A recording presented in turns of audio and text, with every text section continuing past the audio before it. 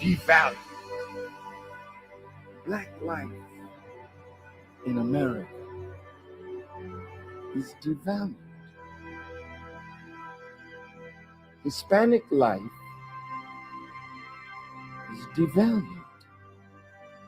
Even poor white life is devalued. There's a way that I have to behave. I'm free, but I'm not free to rob you of yours.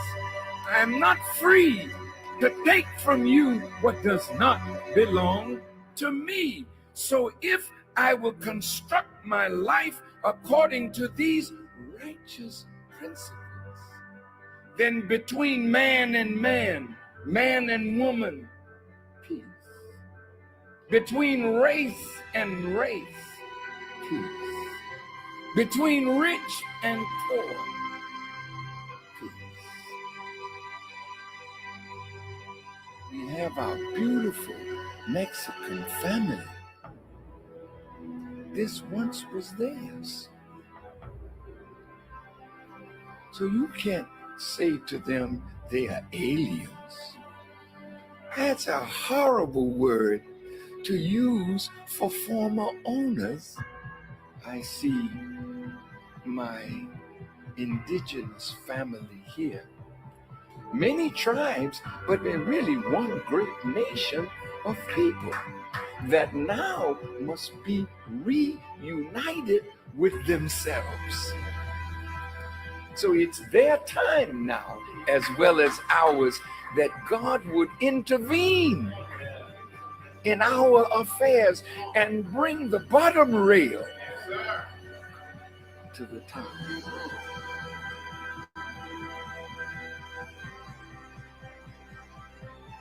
The government is not rehabilitating soldiers. When they send you away to kill. When you come home, they gotta reconstitute you for civilian life again. Make sure you have a job so you can take care of your family, but they're not doing it.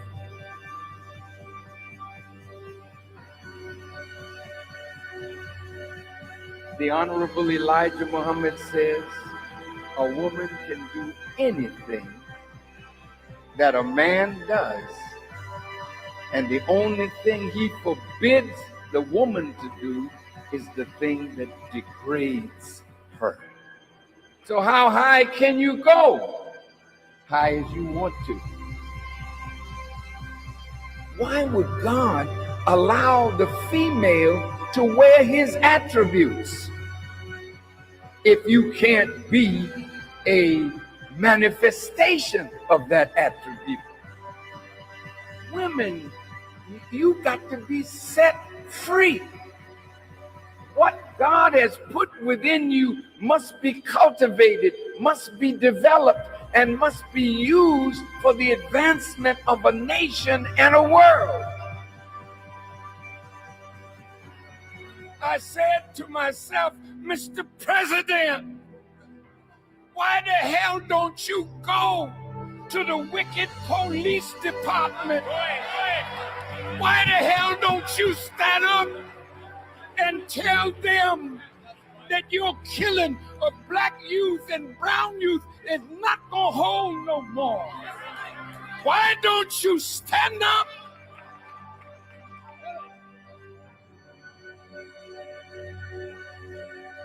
God's world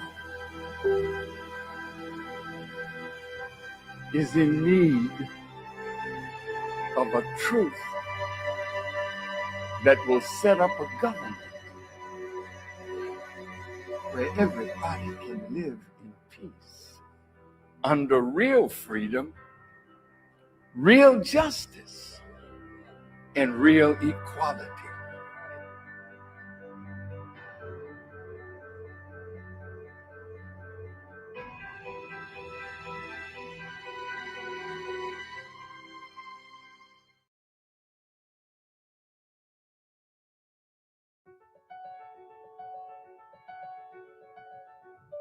This city has always fascinated me, the city of Frankfurt. known to be a city of trade and economic growth. As a kid, I was amazed by handing over pieces of paper for ice cream, toys, and candy. Handing over such a paper and receiving a toy racetrack in return, I just could not believe it. Where could I get this magic paper? This idea I couldn't get out of my mind. I started asking questions and read every book I could find.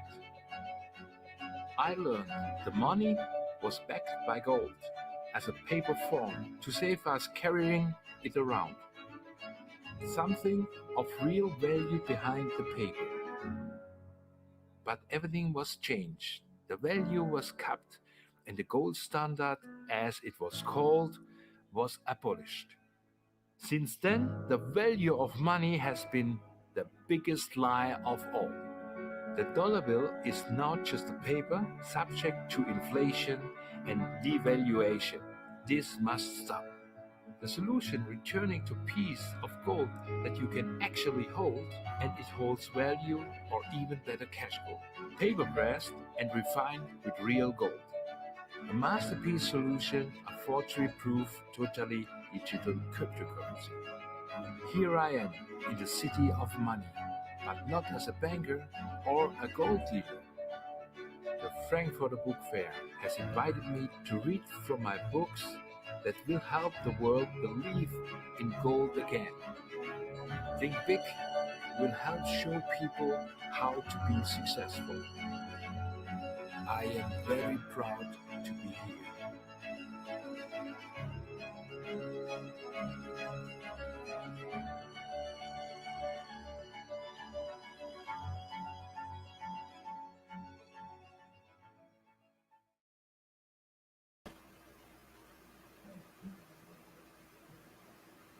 Ready for Revolution. Good morning, good morning, good morning. Class is in session.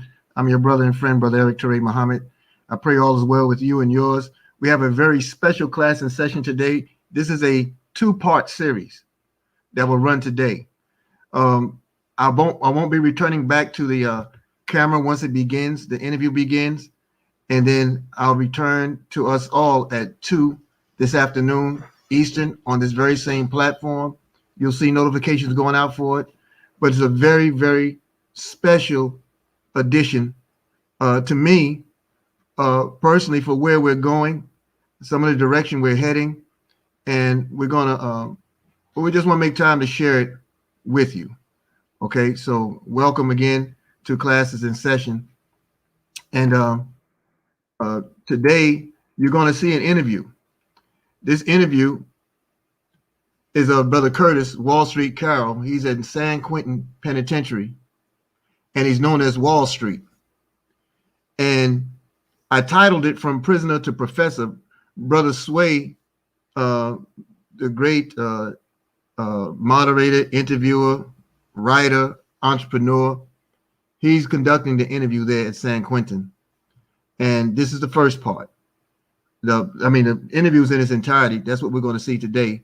But it's the first part of today's class in session. Part 2 will occur at 2 o'clock this afternoon Eastern. And 2 o'clock, it will occur with this brother right here, who is now celebrating 1 year, an entire year free from the belly of the beast. Brother Stephanie Stett Frazier, also a fellow wealth builder, business partner here in Caribar's International Wealth Builders Worldwide. And I'm going to share with you him, his story, what he has done, what he continues to do. And I'm going to talk to you about the Wealth Builders Prison Reform and Reentry Program that is currently underway. So I want you to come back and join us at 2 o'clock this afternoon Eastern, and bring everyone. There's not a soul out here that's not affected by the dregs and the scourge of incarceration. There's not one, and a lot of times when we hear of the incarcerated and we hear of things that were done, not just those who were innocent when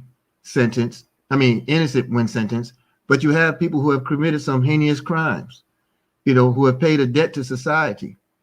but yet and still, we don't know fully the circumstances that brought us to that point where we do some of the things that we have done. So I talked about exposure.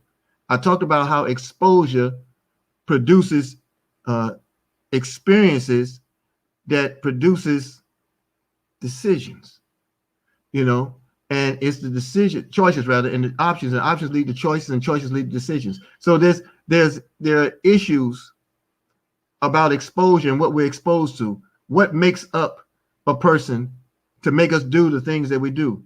You know, what makes us forget? What makes us remember? What makes us eat? What makes us drink? What makes us fast? What makes us pray? You know, you have exposures that lead to options that lead to decisions. Okay. And so I want to share this with you. It's a very poignant interview.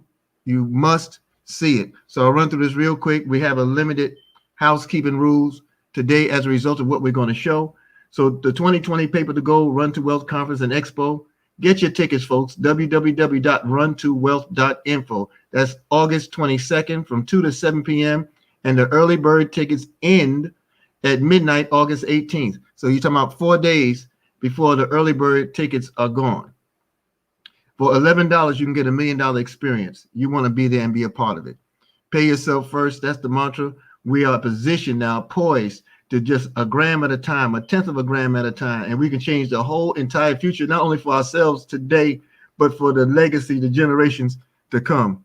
And then we have the power call this morning, Freedom Friday. We have Mr. Rodney Berger at 10:45 Eastern on our events platform, www.goldrocks.info. And then at 12 noon, we have the live presentation there as well. And then again at 9 p.m., we'll be back with Mr. Roger Williams at 9 p.m. doing the live presentation. Then the 12 o'clock presentation is being done by Mr. Gold Collector himself, Brother Dante Taylor.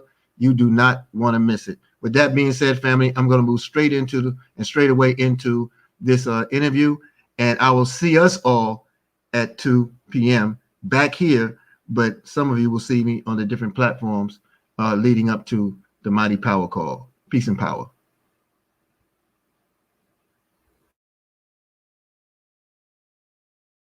Tell us your name, why you're here in San Quentin, and where you're from. So my name is Curtis Carroll, but everyone calls me Wall Street. I've been in San Quentin 4 years now, and I'm here for the crime of robbery, murder, attempted murder. Actually happened in Oakland, and I was sentenced to 54 years to life in prison at the age of 17 years old. And I've currently been in prison 20 years. 20 years. For robbery, murder? For robbery, murder. What part of Oakland you grew up in? So I grew up in East Oakland. I was born in Washington, D.C., came to California in the 80s, early 80s. My mother, I grew up in the heart of the crack epidemic. So my mother was a drug addict. My grandmother were drug addicts. So my family was either drug addicts or drug dealers. And so my role model was the pimps, hoes, and hustlers. That was always how we moved. And I always was taught that if you wasn't making no money, you couldn't be out here in these streets. And if you was gonna be out here in these streets, you was gonna make money, you was gonna support your family. No one in my family had jobs, no one worked. I actually went to Amherst and I actually went to E. Morris Cox. Didn't go too often, but I was enrolled in school. And just my whole perspective of life, man, was about poverty. And the way that I seen everything came from the lens of people who I looked up to, because there really wasn't no real role models. I was illiterate, so I couldn't read, write, or spell. Didn't know a little bit about math. I learned a lot of that in the streets, from breaking the law, robbing and stealing and burglarizing and things like that. So I always knew crime was a bad thing, but it was always justified in the household. So in my mind, as a kid, I always thought the police was the enemy. The police was the enemy and white people was the enemy. And I was taught that white people were the reasons why we was living the way we was living. There never was no accountability. It was always like they, them. And so that kind of shaped my way of thinking and my identity. I often say that I was like the movie, they got the movie, The Bubble Boy. Yeah. So I was the bubble boy, and my illiteracy led me to follow anybody and everybody who I thought would lead me to what I saw as the promised land, which was just putting some food on the table, making sure the lights was on, and lights and such. And so I would always, as the bubble boy, I would always look up and look for people to drop something down there, whether that be knowledge or whatever the case may be, and that dictated my actions moving forward, which ultimately led me to prison, and it led me to a lot of other things that I did in my life. You know, I tend to think from, you see, my mother started using drugs in the early 80s. Yeah. So I was probably maybe 9, 10. So you got to figure from 9 to 10 to 17, life was the streets, right? The poverty, the drugs. So childhood was really, you know, what it was there. What was the worst, like, when I think about your household at 9, 10, 11, 12, your mom is on crack and you ain't got really no real mentors. So did you even have a conscience when you were out there in the streets? Like when you was robbing folks? Like that takes a lot of audacity in Oakland to burglarize somebody. Yeah. What was your mind state at that time? My mentality was more along, so I always told myself this story. And I didn't know I was telling myself stories then, but I always told myself this story. I'm not robbing anybody. I'm just taking advantage of opportunities. So I never ever saw people. I always saw opportunities. So it's easy to take an opportunity to harm somebody. So the only way I saw a person was when it was someone who I was close to that I felt some wrong was done to. Then it was more of a humanized experience. But prior to that, it was always about robbing something or taking advantage of an opportunity. So I go in there to go rob somebody. I never said like I'm robbing this lady or I'm taking from this guy. I just said this person's white and they got a whole bunch of stuff. So they ain't gonna miss it. We went one day to rob this house. Guys got with us, told us that it was some drugs inside this house. And the deal was that since we were young, me and my brother, that we would break inside the house, get the dope, bring the dope back. When we broke in the house, while I'm looking around to find the drugs, I'm inside of the kitchen and I open the cabinets and you know the first thing I see? Cereal. I see cereal. Okay. So I'm thinking, they got a gang of cereal in here. So I start taking the cereal, the cookies, the chips. We made this little contraption at the back of the house. We started loading all the food and snacks inside this contraption. We was lifting it up on top of this. Matter of fact, we was on seminary and we was lifting all the stuff on the back of this thing. So we went inside this house to burglarize to get some drugs, and yet we start taking all these people food. And I think about that now, and I thought, as a kid, cereal was the reasons I got caught. Cereal. You know what kind of cereal it was? You remember? Captain Crunch. Captain Crunch. Yeah. Crunch berries or just the regular. The regular? Which was my favorite. I love Captain Crunch, right? And it's crazy because the one of the greatest moments of my life that I've ever had was when I was a kid. And I tend to think that the 80s cartoons was the best cartoons ever made, right? That was my era. And I used to sit in front of the TV, get up early in the morning on Saturdays and Sundays, eat a bowl of cereal and watch cartoons. I get that same feeling today when I watch cartoons. That's how I used to get a piece of my childhood. And that's the only happy memory I have of my childhood is when I buy cereal. The crazy part is I spent a lot of money buying cereal to capture a feeling that I'm trying to get as a kid. And that same feeling was what I did the day we did that burglary. And that's ultimately how we got caught. And so that was my mentality then, right? My mentality was based on images and feelings that I got that was being recalled from different moments of time. So whenever I was doing something and I felt a certain kind of way, that can lead my actions into doing something totally off-putting from what I was sent to do in the first place. You're a person who has amazed executives in Silicon Valley or journalists from all around the world. I've read about your story before I met you today and was amazed at what you've been able to accomplish. That's today. Years ago, this person you're describing seems totally different. And when I asked you about the audacity, growing up in Oakland, a lot of that mentality you had was the same things I was taught growing up in the 20s, 23rd Ave. Police are the enemy. You know, white people got it all. And they're the reason why we're in this condition we are in today. I believed that until I finally got something on my own. And I was like, oh man, that was tomfoolery. But I've never had to and we struggled too as youth, but I never had that. That's actually what gave you the audacity. Like I saw opportunities growing up where I could have robbed somebody or did something bad to somebody, but I always stopped.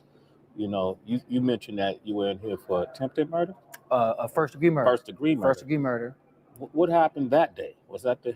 So the thing is that so role models is usually what you see most of, right? And it's something that's kind of perpetuated that you see and you want to become. I never saw lawyers, doctors, right? Firefighters. Never saw any of that stuff. Ain't no firefighters. We ain't got no fires in Oakland that happen, so you ain't seen any of these people. What we always saw was the police, and they came through to do two things: pick up dead bodies or to arrest people. So I never had I never inspired to be like that because I never seen it. I never saw any of that stuff. But what I did see was the homie pull up in the Bentley with the women, with the clothes, with the dope. So I wanted to be like that. So the day in question, the robbery, I provided the information to the robbery, and we wasn't even really supposed to even do it. I never was really into robbing people. I was always into robbing stuff, burglarizing. This particular day, it was just one of those days, man, where it was like, you know, there's no fear. You know, I use a lot of it's crazy because a lot of my investment strategies I use today is based on what I learned in the streets. And one of those things is fearless, when to be fearless and when not to be fearless. And whenever it came to an opportunity, my level of fear changed depending on what was at stake. This particular day, it was a lot of drugs at stake. And, you know, things just got out of hand real quick. And it's crazy because I never, ever thought like people got killed. I always said, this is the streets. Everybody know what time it is. So we out here in the streets. If you're doing something and something happen, it could be me. I never figured I was gonna live past 18 either which way it goes. So what I saw was that I'm just doing the same thing everybody else doing. You know, no one is saying like, hey, go to school, do good. Nobody's saying none of that. People saying it, but the people that's saying it is the same people selling me the dope. So it's like me walking to the street corner and buy some weed, bro. Like, man, you know you're supposed to have your low ass in school, but here, take that sack. So it's like, come on, man, really? So I never just ever seen it like that. Because I never had any kind of feelings or I never had empathy, right? I never felt like I'm being helped. I always felt like I was empowered, but I was a victim. And I was a victim of circumstance. I was a victim of economics. The environment. My environment, man. The thing that I remember, another thing I remember that's real vivid to me is that they had this, and I don't know if you might remember this, they had this blood bank down on East 14th. My mother used to go down here to this blood bank, and she would go in, sell the potassium in her blood for $40. Now I would sit here all day in line, watch her go inside this place, and then people want to know why I'm out here robbing people and doing the things I'm doing. I often say, I say now, I think back then I say, I live in the greatest financial nation in the world. Yet my mama is at a blood bank selling her blood to try to feed 4 kids. That's how you justify taking a life. That's how I justify it, man. And it wasn't even about taking a life. Because I never even looked at it like that. It was about opportunities. So when did you start realizing that opportunity equated to I actually took a life? Because that sounds like at that point you probably went through some self-therapy and probably matured a lot, start seeing life through different eyes. When did that moment kind of occur to you that, oh my gosh, this is what I've done? When I learned how to read, and it wasn't right when I learned how to read, but when I started to learn how to read, I started to see the world. The thing about being behind the walls of prisons is that it's its own economy, everything is inside. And I've grown up in prison. I've learned to shave in prison. I've learned my thing about women in prison. I've learned everything in prison. I've never been on dates, proms, never done any of that stuff. So when I started to teach myself how to read, I started to see humanity through other people's eyes. When I read about stories and I read about a lot of stuff. And a lot of what I was learning at the time was about financial stuff. That was kind of where my interest was lying. And I had to be in my 30s, man. And I remember somebody had got killed in Oakland. I was looking at TV. And I remember feeling like I wonder how their parents felt. It was a crazy feeling because I never felt that before. And I had never had any kind of remorse, because I always tried to justify it by saying the circumstances were what they were, so that prompted me to do it. When I felt that day, that feeling kind of stuck with me, but I didn't really know how to identify that until I started getting into some of the programs, and really started internalizing a lot of the childhood trauma that I had faced my own self. A lot of the ridicule and different things that allowed me to first forgive myself and understand what I was doing before I can look at what I had did to other people. It had just never crossed my mind. You know, I guess this thing like you know, masculinity and we always talk about like the man box and different checks. I had all these checks here. Men don't cry, you know, men don't show pain, and men don't do all these things. And so even when I was hurt, I never had a way to express that. And when I started to express my own pain, I understood the pain that I caused other people. I was like, wow, if I'm feeling like this, I wonder how they could have felt with a life being lost. Yeah. And that's when it kind of started sinking in for me. You felt remorse at that I felt remorse. Yeah. I felt remorse. I was disgusted with myself, truth be told. I just thought, like, how could the me now have done something like that? You know, the crazy part about education is that the more educated I get, the less excuses I can make. Yeah, right. Right. Because you can't fool yourself. So it's one of these things where I got to keep it real now. Yeah. And so when I was stupid, it was an excuse to be stupid. You know, I tell the guys in class, I say, you know, it's always your story, my story, and then the story. Right. So whose story I'm gonna tell you? I'm gonna tell yours, mine, or theirs. And at the end of the day, I have to learn what my story was, so I can be accountable for what the story was. And that just really helped shape a lot of my identity moving forward, being accountable, not just about the past, but being accountable about the things that I particularly want to do in the future. Yeah. You know, I always heard people say education is key. And, you know, through education, you can see the world. I think you're a living example of that, you know, and experience evolution. It was money that brought you to literacy. Right. It was. And this is what it was, that literacy that's made you a celebrity. Well, I did. From what you did, but what you learned. Right. You know, and how did you first begin to understand finance? So the interesting thing is that, and I was sharing with someone over there, is that even to this day, I don't know sounds. So I don't know vowels and things like that. Everything I do is by memory. And so it's one of those things like the sixth sense. Person go blind, they hear better.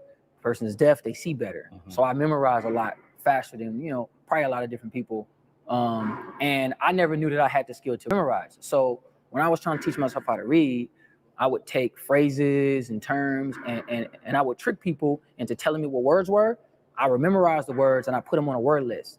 And whenever I would read stuff, I would try to find these words inside the articles that I read to try to make phrases and things out of them to put stories together. And so how people look at soap operas is how I look at finance. I try to find the storylines, who people are, what people are doing. And I learned to use a lot of the sentiment about people's emotional connections to things, which kind of taught myself. And then, you know, I just kind of got this thing where I always thought that everybody knew about money. I just thought I was the only one who didn't know. I was like, how can I not know about this stuff?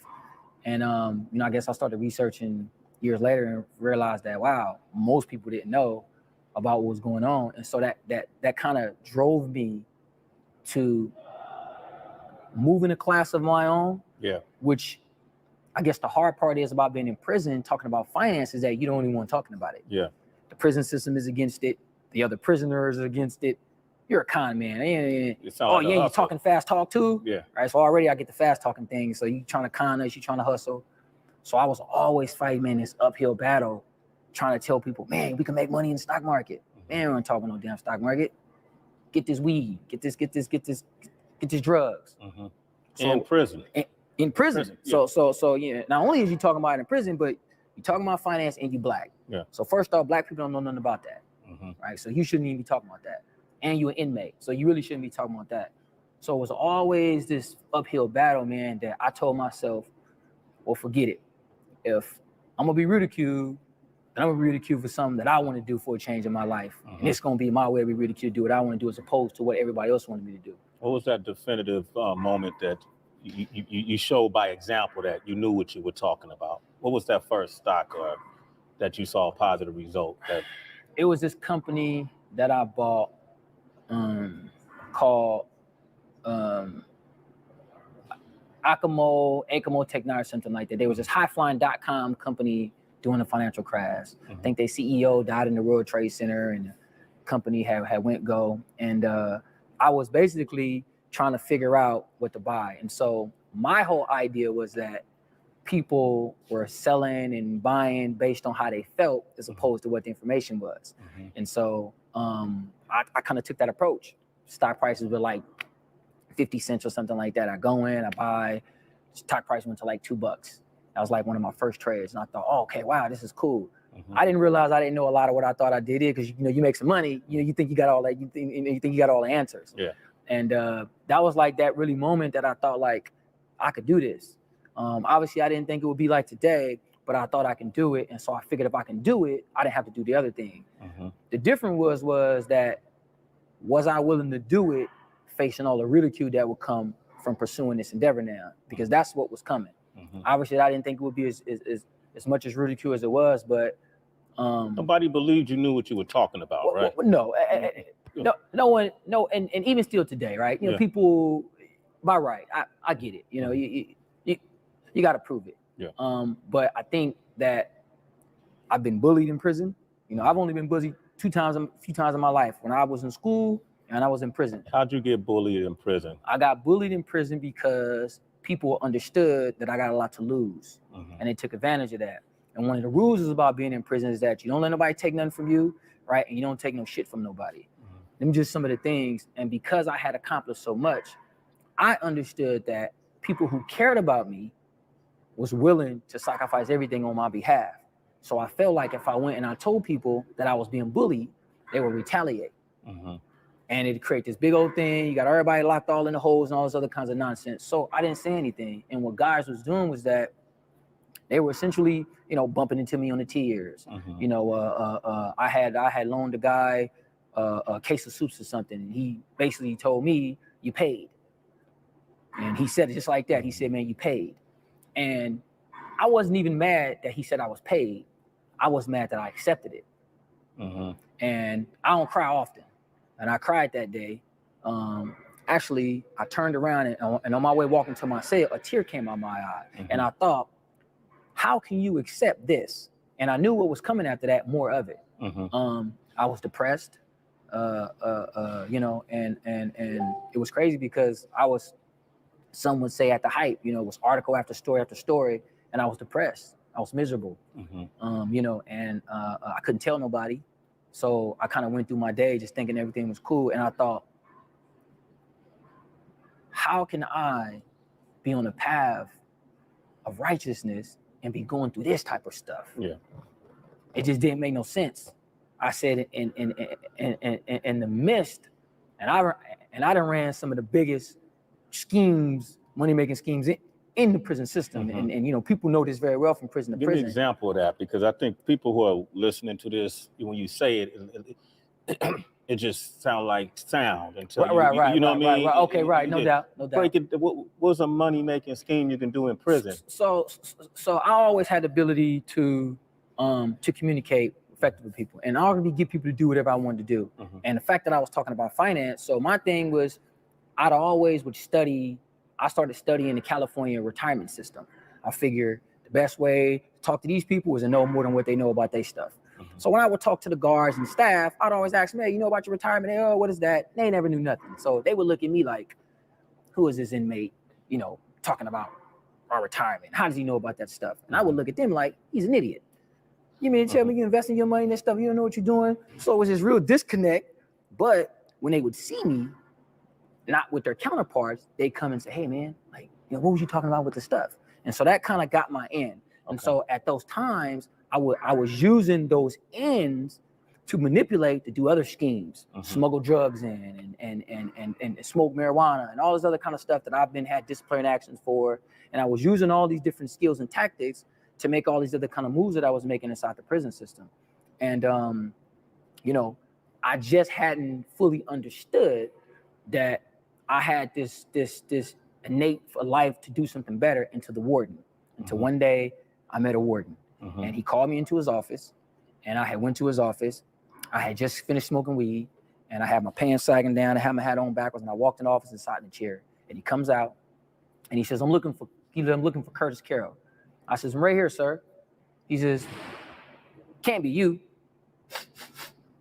He said, stand up. He said, you see this, it was a yellow line that said out of bounds. He said, when you come across this yellow line into my office, you come in here with respect. You come in here smelling like marijuana, you got your pants all down to your ass, got your hat to the back. He said, go down to the building, clean yourself up, and I want you up here tomorrow at 3 o'clock. He said, if you late, I'm gonna put you in the hole for the rest of your duration at this institution. I went back to the cell and I told my cellie, we gotta get all the dope out the cell. They're finna come hit the house. Yeah. We spooked, running around. I go back up to there and he tells me, he says, man, you got people running around here calling you Wall Street and all this stuff. He says, man, how you gonna have a name like Wall Street? You ain't teaching nobody nothing.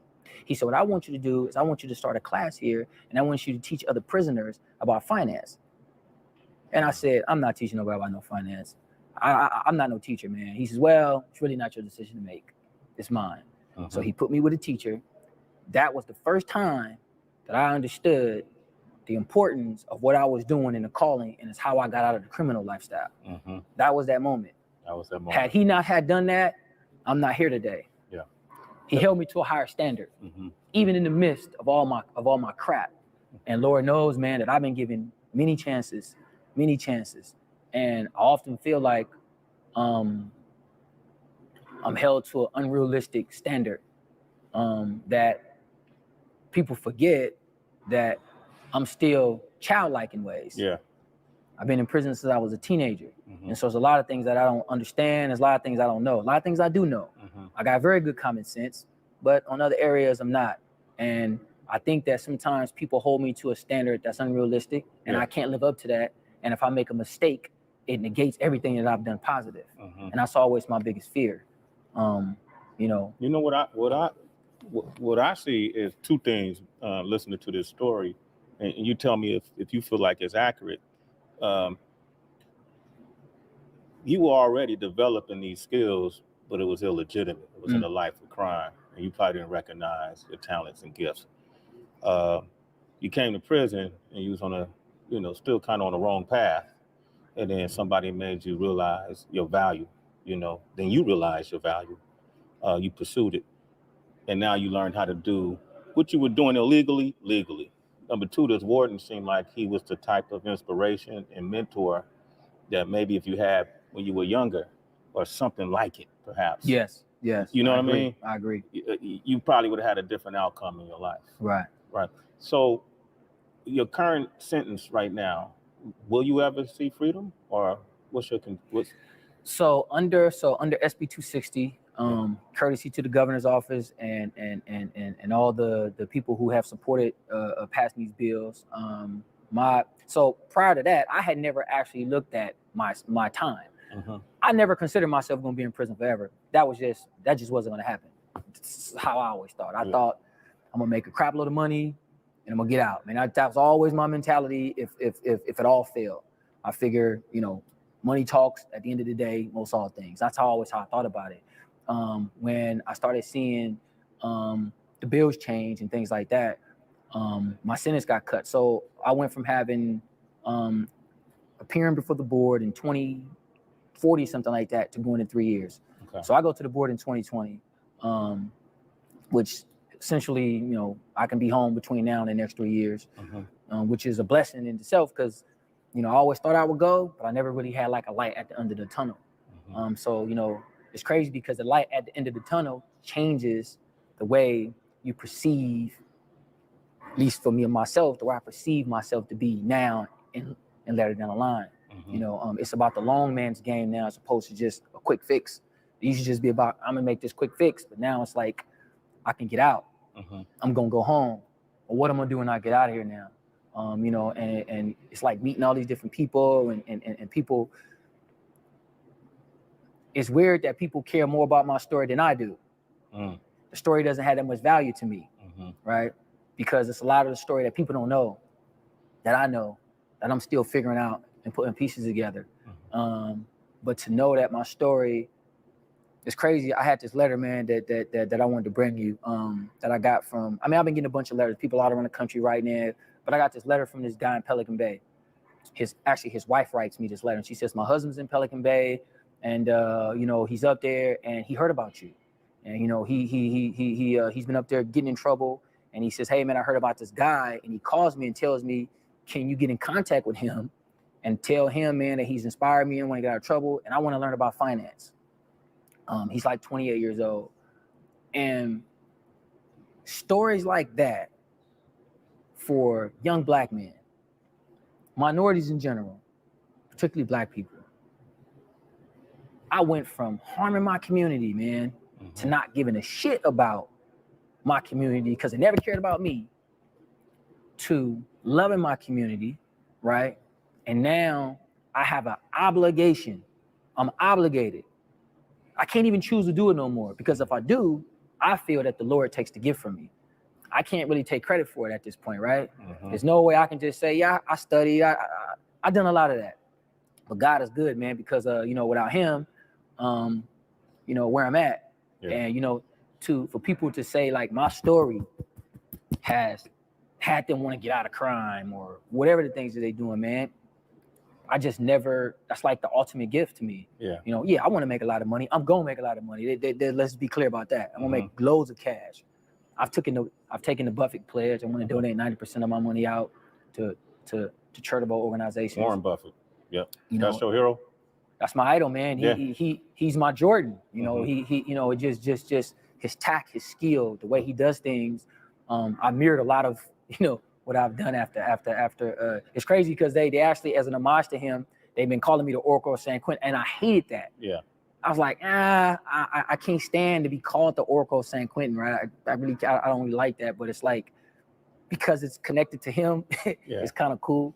What do you plan on doing? Because, and I know you're not in the Last Mile program, but one of the things that they've done that appealed to me even is taught inmates.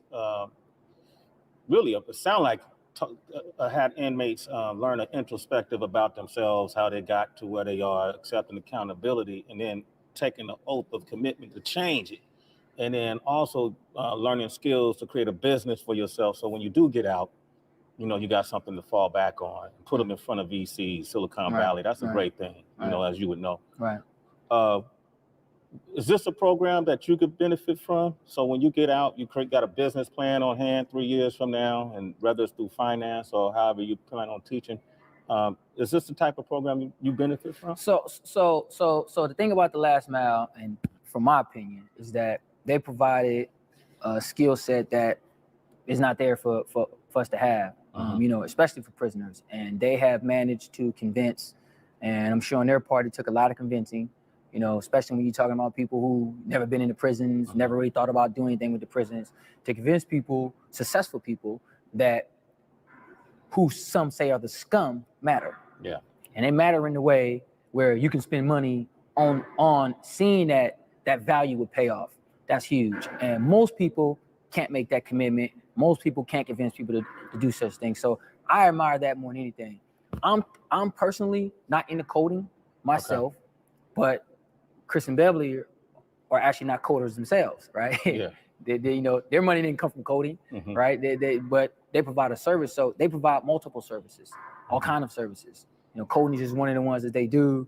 But they brought people in here of all walks of life, all kinds of businesses, and allowed us to build relationships with these people and share our stories and share the different ideas that we have about the things we want to do. My idea just happened to be finance.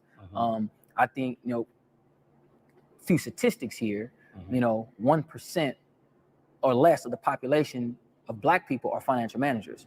So you wonder why you can't get Black people to do finance? Well, hell, they don't see nobody in their race that do finance, right? You're talking about 50-60% of the country have under $1,000 in savings, you know. So that's most people, which means every 5 people you see, they're gonna be broke. And we talking about rich people. You talking about 60% of the NBA, which is predominantly Black now, right? Filed for bankruptcy after they retired from the league. You know, 60-70% of NFL players right? Filing for bankruptcy. Celebrities, rappers, right? Hip hop is notorious for everyone losing all their money. So I feel that there is a missing component there. And that component is financial education, right? So I'm not just trying to teach people how to invest in stocks. I'm trying to teach people how to live a certain kind of lifestyle, right?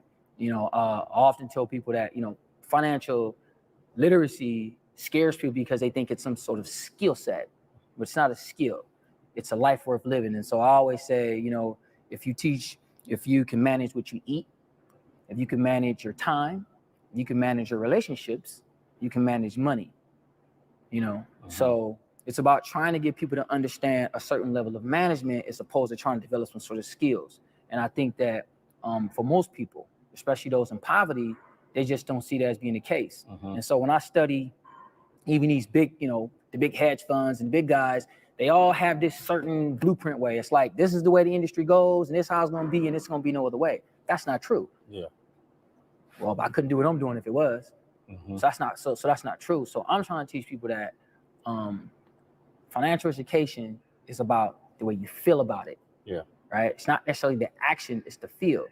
If they came in here right now and someone came around that corner and yelled, "Hey man, they saying it's a fire in the yard, everyone need to exit the building," people will probably get up and start moving. Yeah. Would someone say, "Who told you that? How you know that?" Probably not, right? Financial crisis. You had all those people outside the banks trying to pull their money out the bank. Not one time did they see them signs in the window that say FDIC insured, meaning your money is insured up to this amount. Everyone's there trying to get their money out. Emotions drive what we do. In prison, same thing. Yeah. People spend all their money on canteen and packages. You spend 20 years in prison, $40,000 spent on junk, and you wonder why you're getting out with only $200 gate money. So I'm trying to get people to understand that financial literacy is one of the biggest issues that plagues our society. 90% of the crimes that are committed are money related. Yet 1% of the programs that cater to people in prison and out deal with finance. That's a problem. I'm here as a solution to that, at least from my perspective. So that's what I'm trying to bring to the table. Yeah, well, I'm gonna set up a speaking tour once you get out too. All right, because I think you're great. One last thing I want to ask you, because it's obviously taken a lot of thought, and I would imagine the one thing that you guaranteed in prison is time to think. No doubt. Now, in retrospect, you're not the same person. Your spirit is different. Your conscious is, you have a conscious. You understand, you had one then, but it was dormant, and you didn't understand why. Right. If you could, there are a lot of potential Wall Streets out there in the streets of Oakland and cities like it, even to this day. And if you could give them the advice that you wish somebody could have gave you back then when you were committing these crimes that put you here, what would it be? That's a tough question, man. Because I don't want to use some sort of soundbite. Yeah, no, I want you to keep it 100. Because it ain't no quick fix to it. Yeah. And the reason there ain't no quick fix to it because the times are different, right? The age of the internet, everything is fast paced. The reasons why the people in San Quentin benefit from the programs, because the programs are designed for people with long sentences, right? I've been in prison 20 years. So it's taken me 15 years, arguably, to get where I'm at. How do you get a young man, 18 years old, he don't have no 15 years to be sitting around trying to learn nothing? They don't. They want 2 minutes, 3 minutes, 4 minutes. Everything is so fast paced. So it's hard nowadays, right, to sit down, to get young people, talk about your feelings, talk about your stuff, without trying to attack the things that they're into first, right? We ain't even asking those questions. So that's a really hard question, man. And what I try to do with the young people down here today, because I got a lot of them 18, 19 years old, and to get them in classes, I find out what they value. You know what they like? Sugar, candy bars, Snickers, they like coffee. So when they come to class, I tell them, I know you ain't gonna stay all day, right? Answer a question right, toss them a candy bar. Do you know the value they place on Snicker bars, right? Wow. To them, sodas. So when I walk around the yard, sometimes I might have a bag of soda, and I walk out and I just hand sodas out to them. I tell them, hey, man, want to get some ice cream? So between the lower yard and the canteen, Takes 30 minutes roughly to walk there, wait in line, get their stuff. So that gives me 30 minutes of talk time. But it's about the ice cream for him. It's about the talk time for me. So it's about trying to find ways and things that they're into to allow for a conversation to be had. And that's no quick fix, man. Yeah. You know, you got people around here talking about, oh yeah, man, you can just tell them this and tell them that. But these are the people who've spent 20 years in a program learning about yourself, right? You've had the time. They don't have the time. And many of the young men that's coming into prison today, they're, because of the laws changed, they're not gonna be 20 years like we were. They're in 3-4 years, 6-7 months, and they're out. And it hurts my heart, man, to see us lose the youth the way we have. You know, truth be told, we've lost the battle. It's been lost. How many juvenile lifers do you have in prison? Now the war is being fought, but the battle's been lost. So I think we need a new narrative. We need a new approach, and we need to stop speaking the same old song, same old dance, man. Gotta be a little more aggressive, a little more attentive, and a little more communicate with them a lot more than we have been, and hear them out and hear the things they need, and you know, try to provide those services. But it's not just some quick fix, man. It's not a quick fix. Nah, it's not, unfortunately. If you make parole in 3 years, man, what you concerned about being out there in that world? So you've been here longer than you've been in the world. You know, that's true. And I think about that all the time. And it's crazy because before all of this media stuff, it was just me. You know, I'm gonna get out and I had like what I want to do.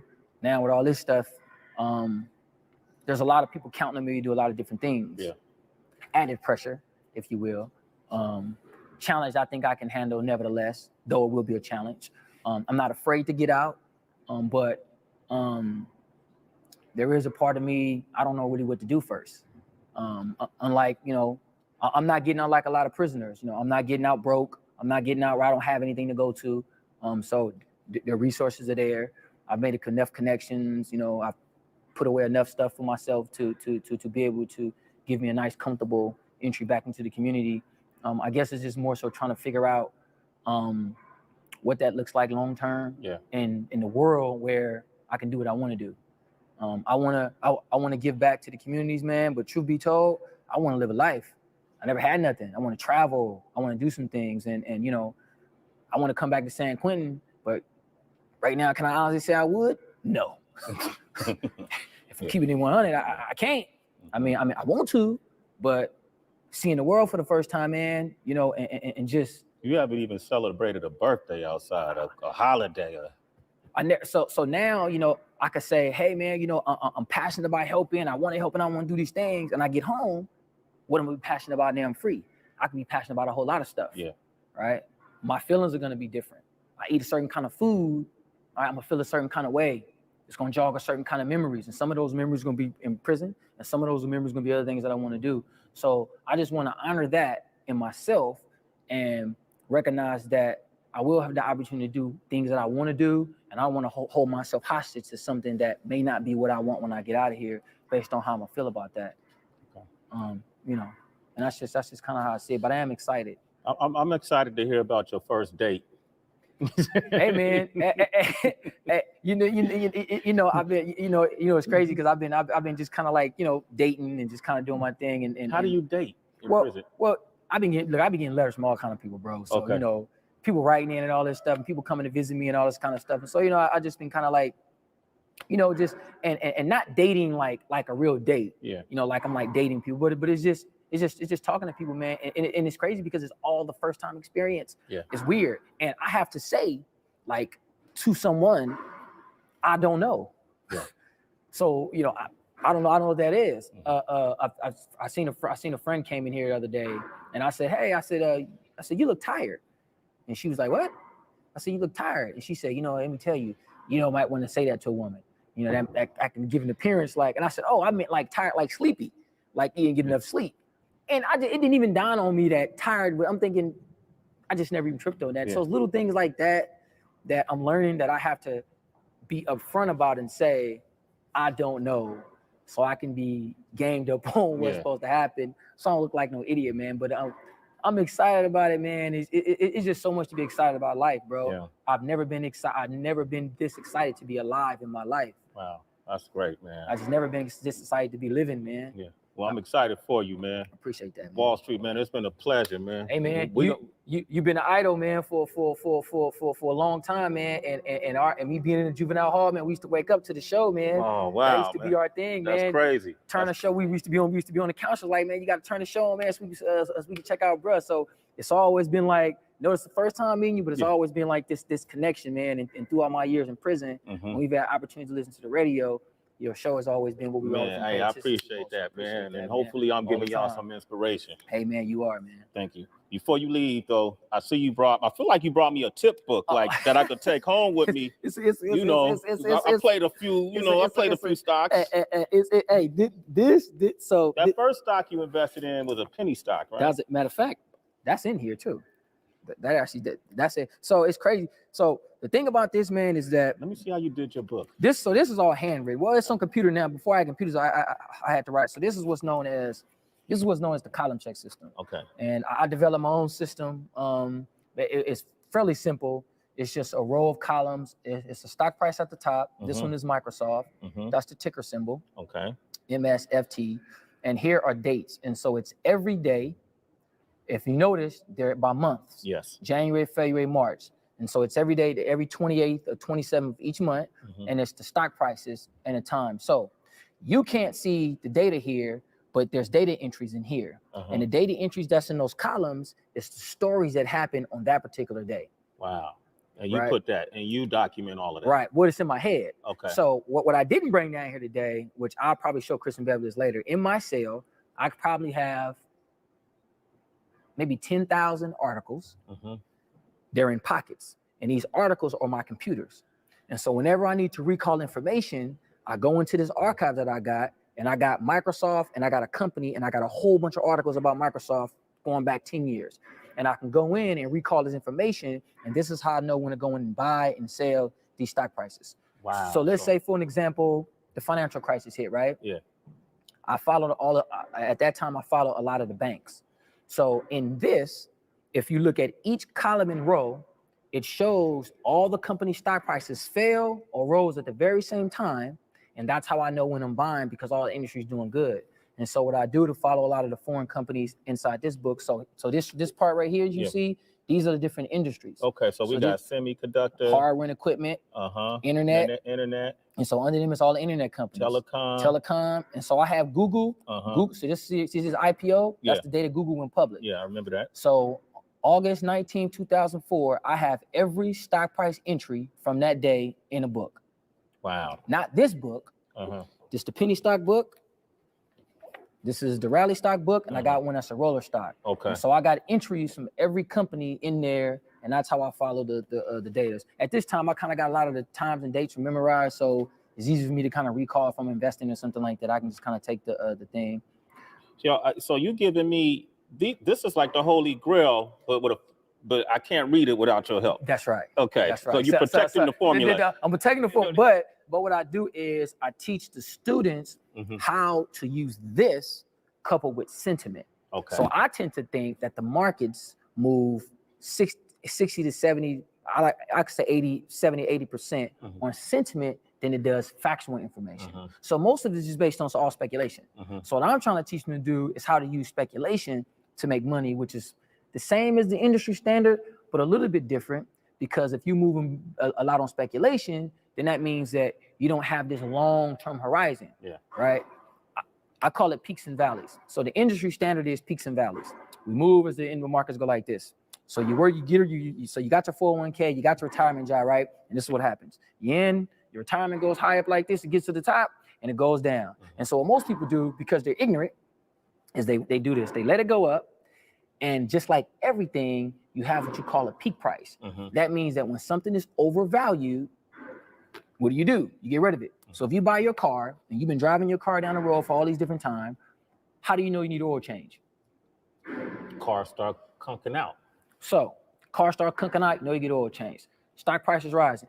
It hits here, there's nowhere else to go. Yeah. So what do? You do nothing. You watch it go all the way back down again, and for 20 years, you do this. So technically, you can't never retire because you've never taken any money off the top. How the standard is supposed to be is when it gets here, Just like your car need a car change, you take the money off the table, the prices go back down, and what do they do again? You buy at the bottom. Yeah. So when you go put the oil back into the car and refill it again, it goes back up to the top, it clunks out again, and you do the same thing. That's how your retirement's supposed to work. Yeah. But the big boys don't tell you that because they need you to keep the money inside because they're charging you fees to manage it for you. If you keep taking the money out, they don't get the fees. So the standard is different. So I'm saying that you don't need to play that standard. This standard is a little more better to play.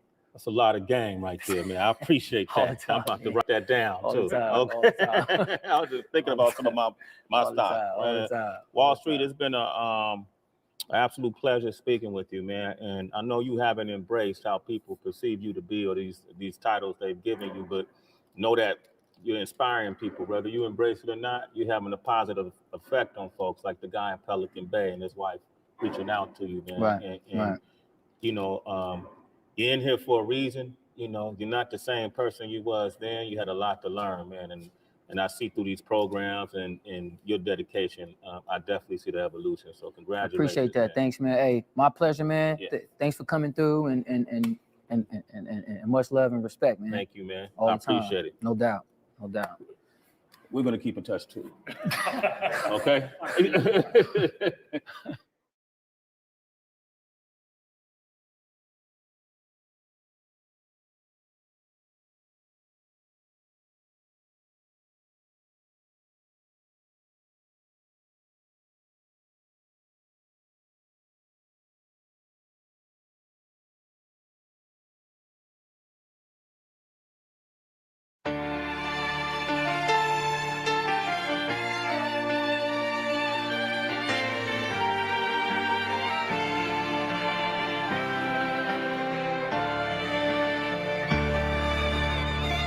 Peace.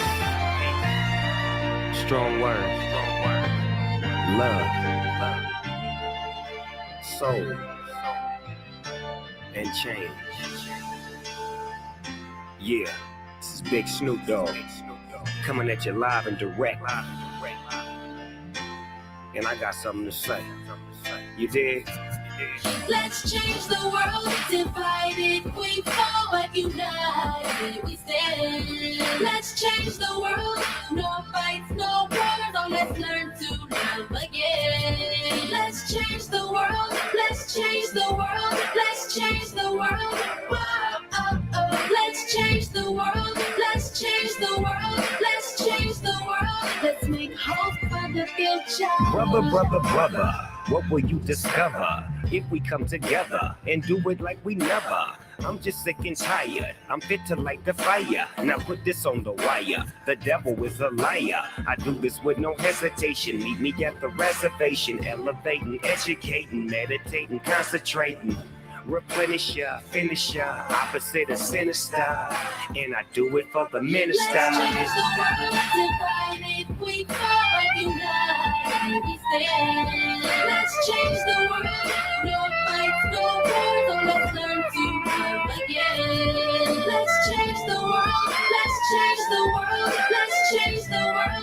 Whoa, oh, oh. Let's change the world, let's change the world, let's change the world.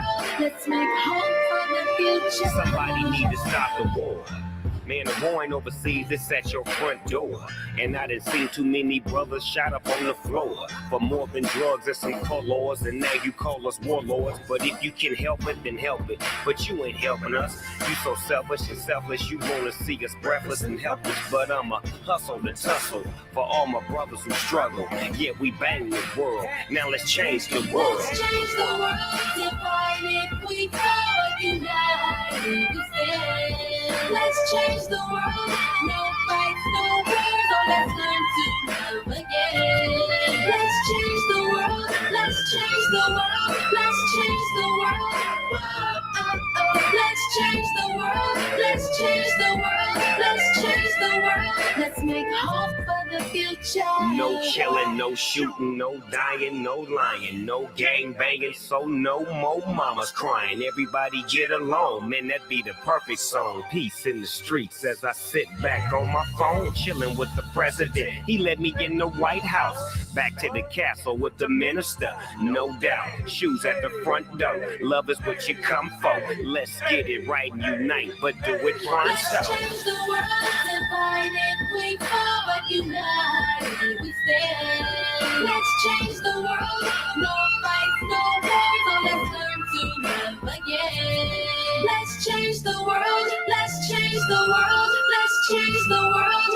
Whoa, oh, oh. Let's change the world, let's change the world, let's change the world. Let's make hope for the future.